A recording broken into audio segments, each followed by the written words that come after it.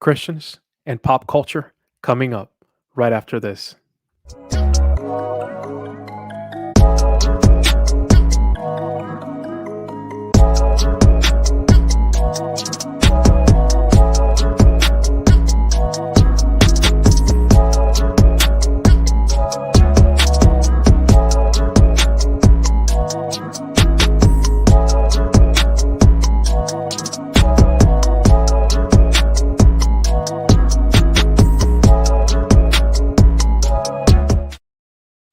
This is the Vega Pod, inviting you to look at the issues through a biblical lens.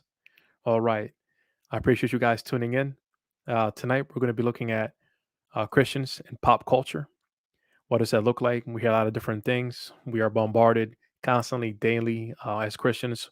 Well, all sorts of news, right? News, sports world, music, movies, political news, religious news, all that fun stuff. So tonight, my goal is to look at different perspectives and to help us kind of, as believers, learn how to interact better with pop culture. And I do believe that we should interact with pop culture. The question is, are we doing so faithfully, and are we honoring God as we do it? So let me go ahead and share my screen here, and we'll dive right in. All right, pop culture Christians. Cool. Let me pull up my notes here, and we'll run right through. All right. How should we, as Christians, engage with pop culture? While the Bible doesn't directly answer questions about pop culture engagement, it is sufficient to guide us into holiness. What is holiness? The word translated holiness in the New Testament means to be set apart. In the Old Testament, holiness was generally connected with God's perfection. As we seek to follow God's will each day, we can increasingly become holy as we become more like Christ. So, in short, being holy or reflecting God, right? Or being, what's the word here?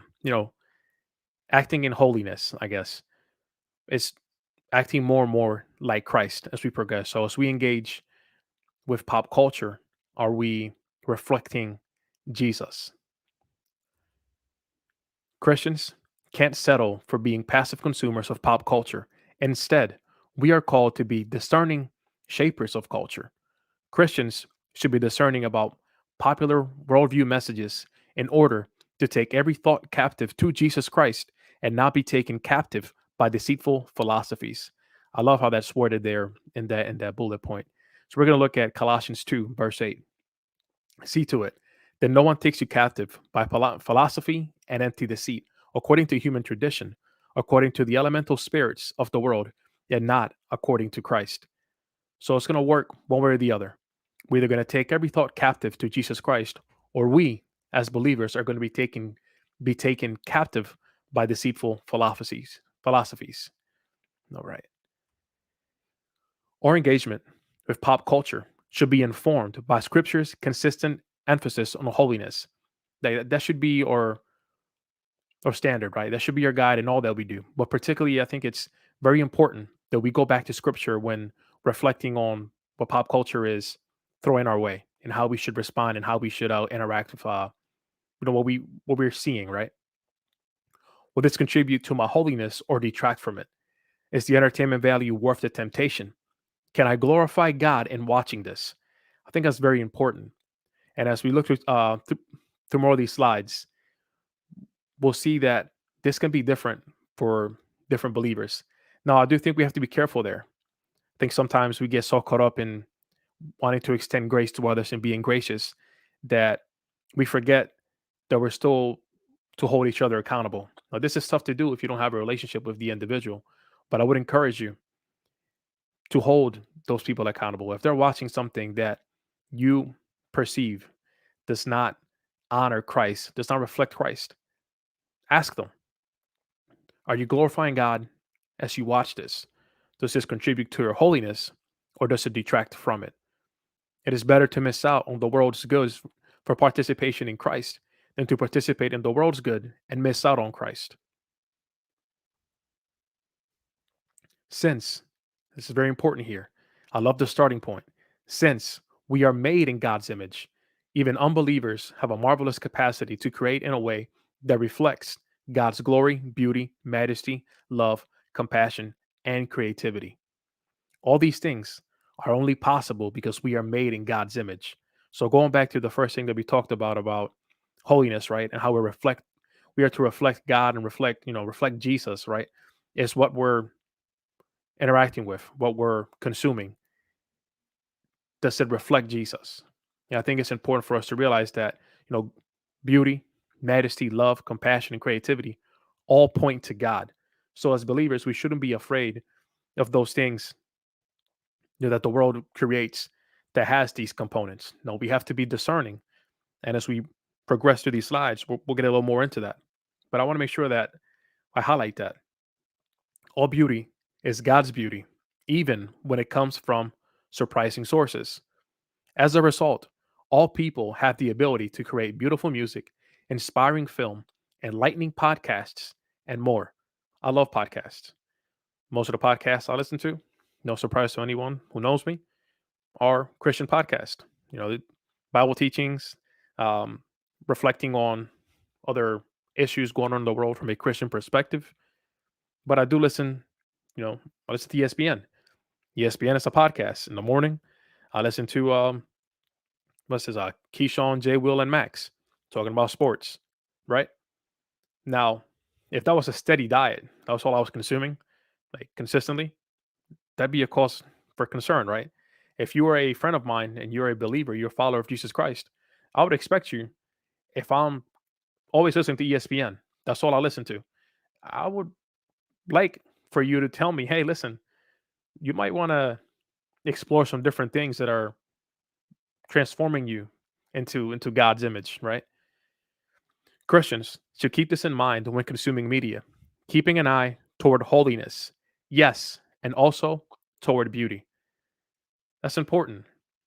Ultimately, the goal is to reflect Jesus, but we have to keep in mind that beauty comes from God, and that beauty can be part of the holiness, right? So let's just make sure that while we want to hold each other accountable, we do want to extend grace in some areas. We just don't want to be, I think, as the church has a tendency to go from one end of the spectrum to the other, right? We want to make sure that we try to be balanced and be consistent as well.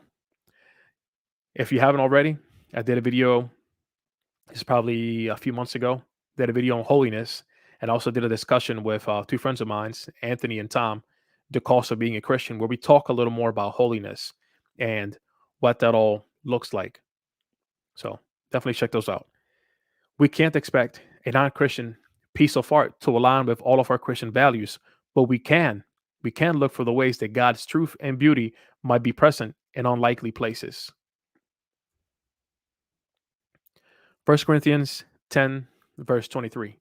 All things are lawful, but not all things are helpful. All things are lawful, but not all things build up. Like this verse, and I think it's very helpful when we're trying to look at pop culture through that biblical lens. The Bible doesn't say don't watch non Christian movies or listen to non Christian artists. That being said, I know for me personally, and I think this will vary from people to people, listening to non Christian artists, uh, while I can do it maybe here and there, to do it consistently, it's not good for me. It puts me in a doesn't put me in a good place with my thoughts, right? Don't watch non Christian movies. Let's be honest. Christian movies, for the most part, aren't very good. Now, I think that we've made some progress, particularly recent years. I personally have not watched The Chosen, but I've heard a lot of good things, and I've also heard that The Chosen was made on a budget. So we're making some big leaps here. So maybe we'll get to that point where we can watch Christian movies and they're really good, and not just we as believers watching these Christian movies, but the world. Like in case with The Chosen, it's a lot of unbelievers watching The Chosen, and I've read and seen stories of those people giving their life to Christ as a result. So that being said, just be careful there, right?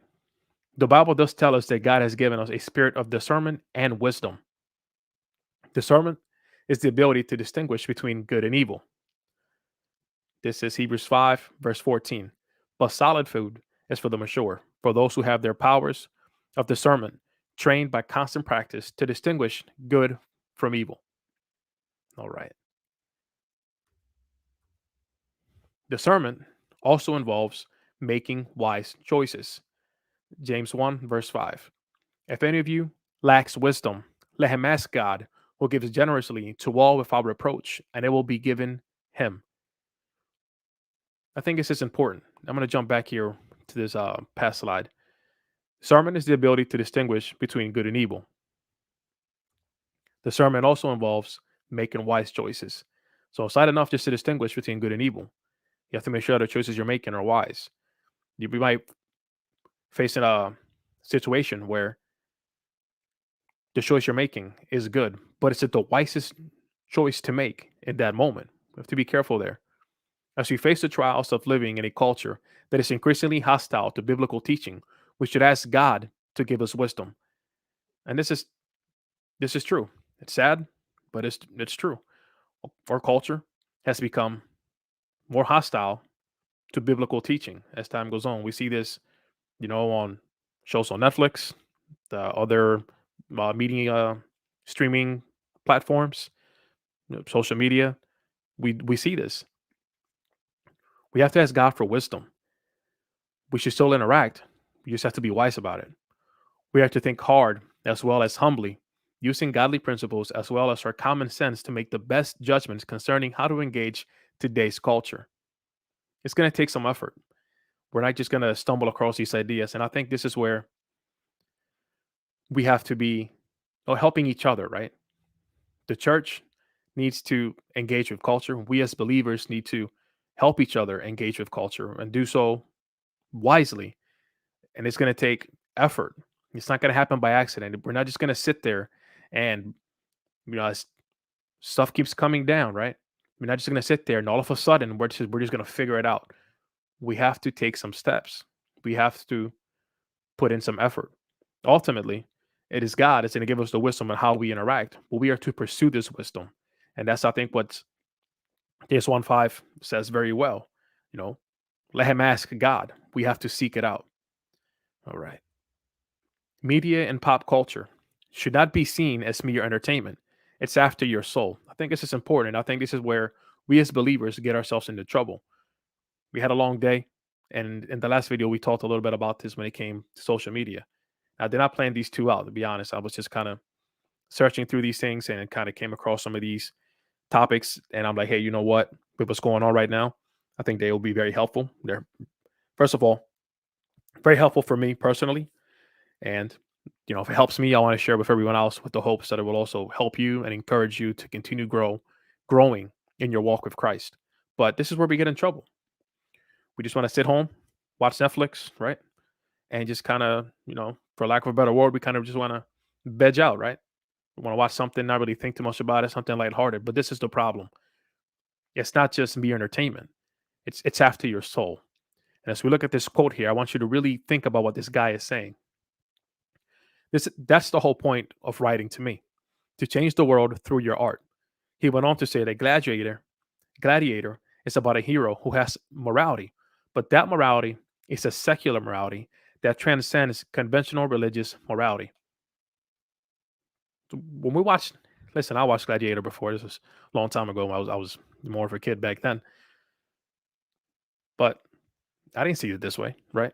But here's the thing: those things that kind of penetrate our subconscious, they do tend to affect us as we continue moving forward, as we progress. So we have to be very careful. It is it is changing you, and that's their goal.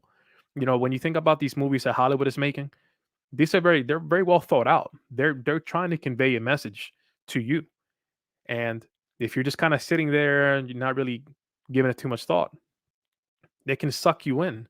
We have to be careful. We shouldn't be passive consumers of culture, but active consumers, engaging thoughtfully with an eye toward growth. We got to engage these things thoughtfully. We have to give it thought. We have to think through these things. It's it does require some effort. We have to be intentional. Nothing will change if we're just kind of sitting by. We have to be intentional in how we interact. We have to be intentional in as believers, right? There's some believers that are creating film. They have to be intentional. Or I don't create film, but we as Christians have to be intentional as we make those movies, those podcasts, those different kinds of things, because that's one way that we can change pop culture, right? We influence it that way. Sometimes we're afraid to engage the hard movies or hard books, the things that make us sad or ask big questions or stir up emotions we'd rather not feel. I'm guilty of this. Let me read this next bullet point here. Be willing to get angry or sad or convicted by the media you engage. God just might change you through the process.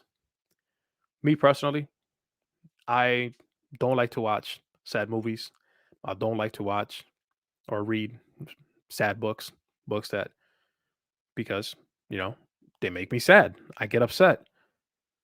But that's not a good enough reason for me to avoid engaging with it because through those emotions that I'm feeling that I'd rather not feel, that I'd rather just kind of push away and pretend like they're not really there.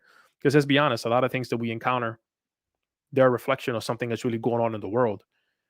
But we'd rather kind of push it away, not deal with it, which is, I think, part of the reason we found ourselves here in the States with this ongoing issue with, the whole social justice. Now, I don't agree with the world's definition of social justice. I I am a firm believer in biblical social justice. That being said, we have gotten ourselves into trouble, the church as a whole, collectively. I'm not singling anybody out because we brushed it aside. We don't want to. We want to pretend like it's not really there because it upsets us, right? It makes us sad. But that shouldn't be. That's not a good enough reason to not interact with it because God might change you through the process, and we've seen this right now, right? And again, I'm not advocating for social justice according to what the world says. I'm advocating for social justice from a biblical perspective, right? I'm going to read this this next bullet point here. Just as we should be gracious towards non-believers, we should extend the same grace to our brothers and sisters in Christ who may have different boundaries than we do. And we're going to look at this. This is 1 Corinthians 8:10 through 12. For if anyone sees you have knowledge, hold on a second. For if anyone sees you who have knowledge eating in an idol's temple, will he not be encouraged? If his conscience is weak to eat food offered to idols. So what he's saying here is if you eat food offered to idols in front of someone who has a weak conscience, you're going to cause them to kind of want to eat it too. And so by your knowledge, the weak person is destroyed. The brother for whom Christ died, right? Because of, you felt like you could do it, you caused your brother to stumble. Thus, sinning against your brothers and wounding their conscience when it is weak, you sin against Christ. So we're sinning against our brother. And as a result, we're sinning against Christ. So whenever we sin, we're offending two people, not just one. Keep that in mind. As you consider how you can meaningfully engage with pop culture with curiosity, grace, and discernment, pray that God would give you the eyes to see and ears to hear. This is Philippians 4:8. Finally, brothers, whatever is true, whatever is honorable, whatever is just, whatever is pure, whatever is lovely, whatever is commendable, if there is any excellence, if there is anything worthy of praise, think about these things. All right. So I hope this helps. I hope this encourages you to continue to engage with pop culture, to do so through a biblical lens, to make sure that you're reflecting Christ as you do so, that you're pointing others to Christ, and that we are faithful. And most of all, that we honor Christ as we do this. Um, I have a couple other things coming up, so keep an eye out. If you haven't already, let me pull this up here. Hit that like button, share the video, subscribe. I'll catch you guys next time. Have a great night and a great week.